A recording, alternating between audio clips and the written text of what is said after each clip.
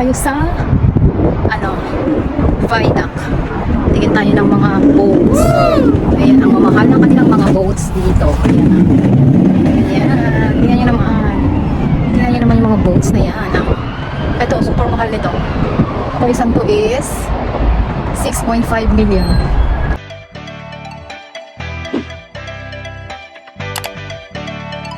And ayan, bye-bye summer dito sa New Zealand. And ngayon nga is autumn na naman. Ayan. And papalapit na ang winter. Pero ngayon is kahit na autumn na siya is medyo mainit pa rin. Kaya naman may time tayong maglagalag. Ayan, tara samahan nyo kami at pupunta kami dito sa city.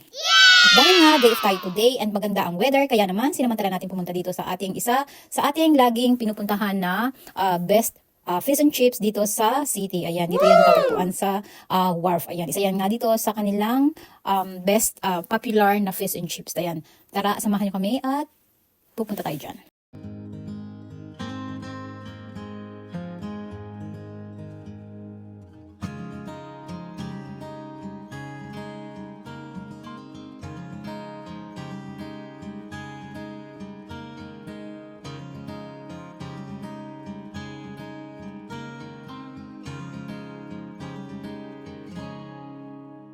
And habang naglalakad nga tayo dito is makikita natin both sides is napakarami talagang mga shop.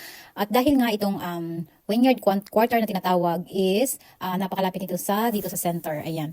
And dito makikita natin yung mga restaurants, ayan, mga popular na restaurants and cafe. Ayan, dito yan matatagpuan.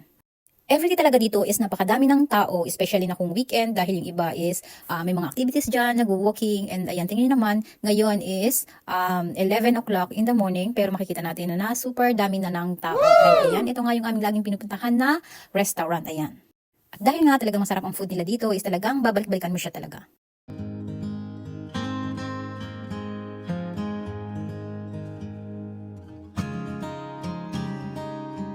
And ayan, after natin kumain, is syempre, nabusog tayo kaya naman, ayan, maglakad-lakad tayo dito. And sabi nitong aking kasama is, titingin-tingin daw kami ng mga for sale na mga boat. Ayan.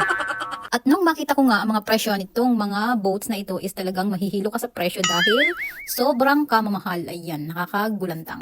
And kung mapapansin nyo, doon sa mga previous ko ng mga videos is dito din yun, ayan. At dahil yung aming one of our friend is isa siya sa owner ng boats dyan, ayan, ng pang sailing. And bali 2 times na kami nakarating doon, ako pala. And in-invite tayo, syempre kasama tayo dyan. And ayan, napakaganda ng boat niya. And tingnan nyo naman tong boat na to, napakamahal. Ayan, kung makikita nyo, ang presyo niya is tumataginting na 6.5 million. Ayan, wow!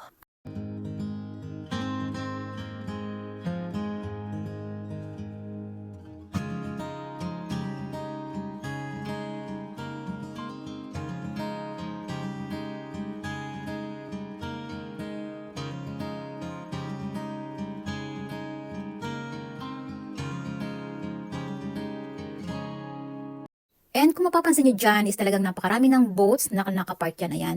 And dahil nga itong Auckland ang pinakamalaking port dito sa New Zealand, kaya naman dito natin makikita yung napakaraming boats, ayan. And dito din sa bandang dulo, makikita natin dyan yung mga cruise ship, yung mga cargo ship na mga pang international, ayan. Dyan sila dumadaong. And kaya naman kapag may cruise ship dito na dumadaong is talagang super busy nitong city. Ayan. And dito din nga pala yung mga small ferry na pupunta sa other suburb, dito din yan matatagpuan.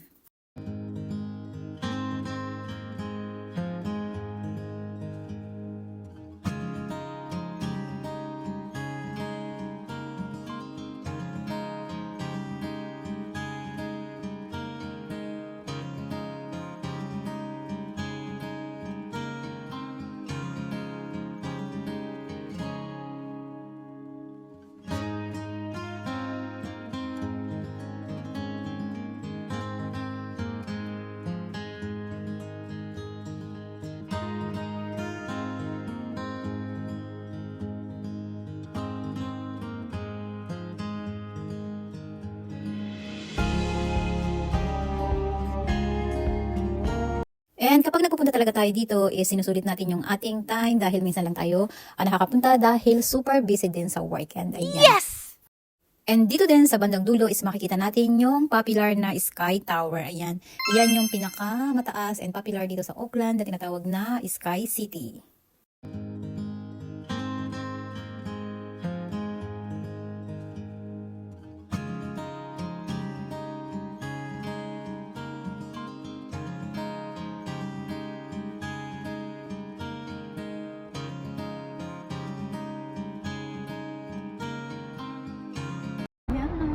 tayo sa